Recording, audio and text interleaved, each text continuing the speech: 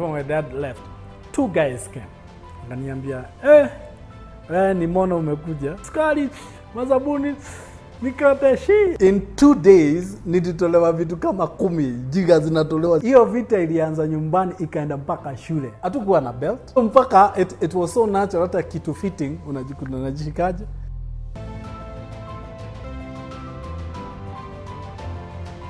Apart from the jiggers, the jigger menace, apart from that, there was the aspect of growing up.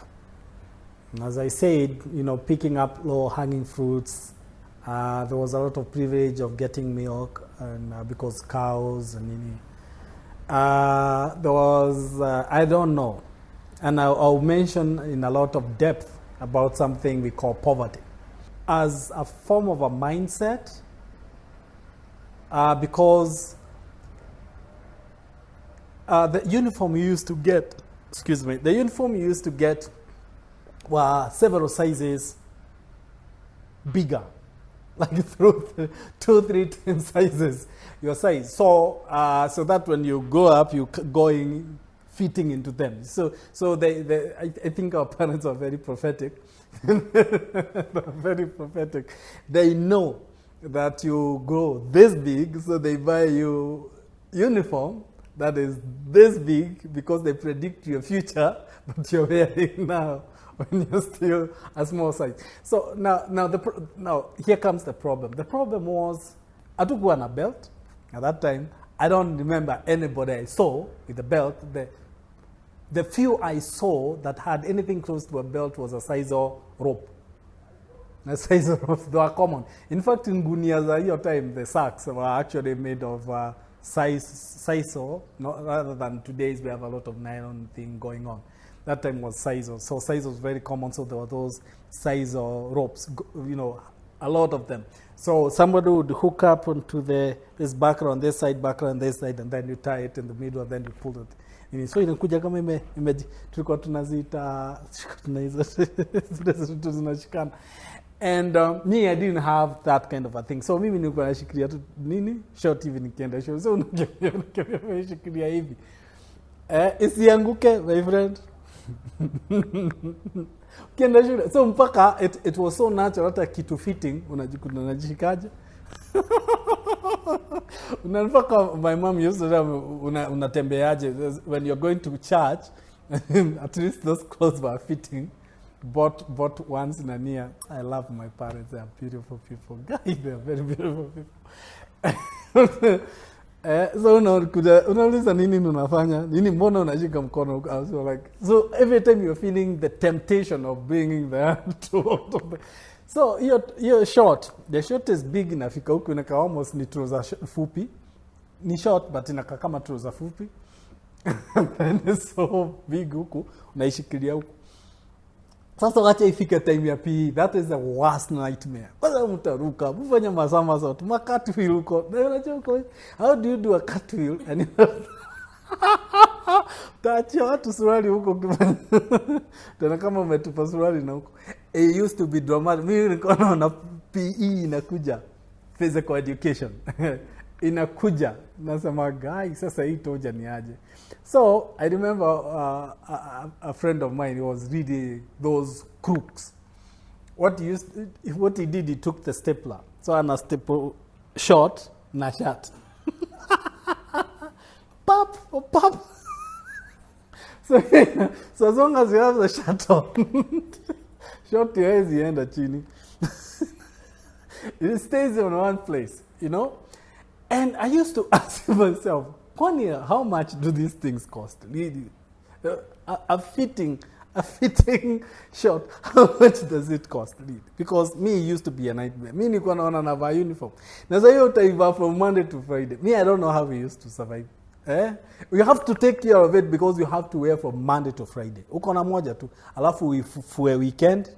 Okay. Sunday hakuna kuguza. Sunday people are very disciplined in terms of going to church. You wouldn't work then. I don't remember doing anything apart from going to church, coming back home and staying. Because even homeworks then, we used to do them at school, kwa sababu nyumbani, ukienda nyumbani, hakuna stima, So unafanyia homework wapi? So we used to do everything when studies mchana up to 9:45, and then from 9:45 to 3:45 to 4, we do cleanup, sweeping from 4 to 4:45. We do homework. So unazifanya zote. So everything you do at school, going home is going home. Naenda unasaidia nyumbani nini ngombe whatever kidogo, and then you sleep. By 8, of course, what else are you doing? You don't have a mobile phone, you're not on a PlayStation, you're not in anything. Unalala mpaka asubuhi kwenda shule. So that routine, I think it really helped us even health-wise. However much nothing was really happening in terms of growing up in technology or anything, but health-wise, we were very, very stable. Very, very stable. You walk long distances, eat a lot of fruits and all those kind of things. Food, unakula, unashiba, and then you sleep enough, which our kids are barely finding that as a luxury.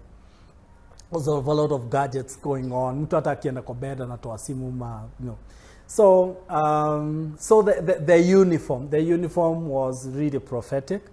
And I think that was one of the things that actually, as we go on in my journey, I came to seriously hate poverty on, because I used to ask myself, how much truly does it cost to get a fitting? Now, tena, even though short, funny enough, because we're actually poorly designed, because we were also bought cheaply, hata itafikisha hiyo level ya prophecy, itakuwa imeisha by the time it is fitting on you. Imechapa maviraka, imeshonelewa, nini. Somebody would think that it's a military gear because it has a lot of patches of different colors.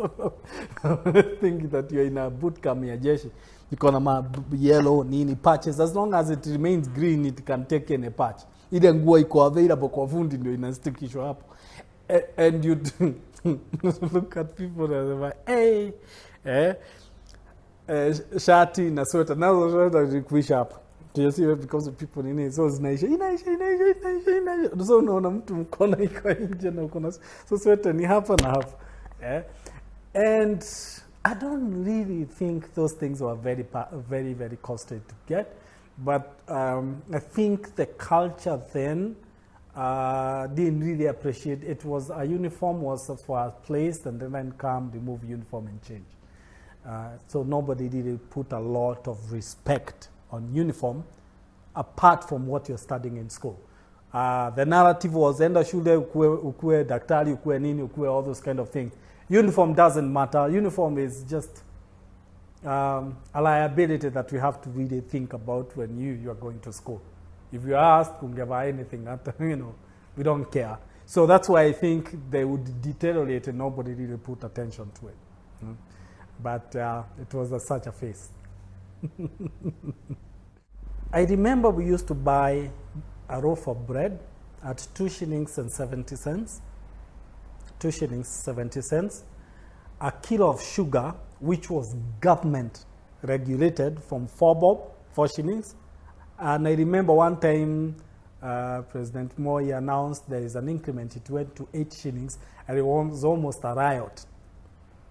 Per kilogram, that is 8 shillings per kilogram. It was like, So now sugar was this one thing, ukienda, if you visit. You see, if you go to somebody's place or to a neighbor's place, without saying anything, you had to be given a cup of tea. That was mandatory, na ukikataa kukunywa, it used to look very rude. Mtu akuofe chai useme hapana. It used to be very rude. In fact, people would even like, kwani unafikiri sisi ni kina nani? It used to be very, very sensitive. These days, people are, I'm fine, But at that time, it used to be very, very sensitive. So, you'd measure the lifestyles of people based on kama chai iko na sukari na majani. 2 things. If chai iko na majani na iko na sukari, those guys are okay. And I'll get to that in a bit. Those guys are okay. Chai iko na majani na iko na sukari. Maziwa was never a problem. Milk was never a problem. Cows were all over. you'd graze them on the roadsides and everything. It never used to be a problem at that time. But majani na sukari. So if you get tea ikiwa na majani, you know, kuna kahaso kiasi, so ni haina sukari peke yake. But if you find chai haina majani na haina sukari, tuko tunaita nylon. Ukipatana na hiyo, now you know now this situation needs to be addressed. Oku ni kunoma. Okay? And funnily enough, you'd ask yourself, what would be the problem of getting a kilogram of sugar at 8 shillings? Now, majani, I think we used to buy at 2 bob or 3 shillings to, you know, package something. So you're talking about within maybe 12 shillings or 15 shillings to have enough sugar and tea leaves to take you for a period of time. Because again, akukuwa na a lot of people moving around, you get. Yeah, there weren't many people, you see. So why was 15 shillings a problem for a household to have? People used to sell coffee a lot. My home area, there is tea leaves, majani chai. So basically people prune tea for as cash crop. But again, you will find that kind of a setting. The whole thing, personally, I would say, because in those times, nakumbuka hata cost ya kwenda tuseme kama construction building fees za kwenda shule ilikuwa tunaitishwa shilingi moja. Na unaona watu wanafukuzwa shilingi moja ati ya mjengo. Ikienda sana, the worst that I ever had when I was growing up was 20 shillings. And we were at standard 8. 20 shillings. Na wazazi wanaitwa. Na wanaleta fujo ni aje. By the time hiyo kitu ikuwa concluded, we are creating a workshop here, ni ya watoto wenu kusoma kujenga vitu na nini, and we need 20 shillings from each and every person. Shida, 20 shillings for a building fund.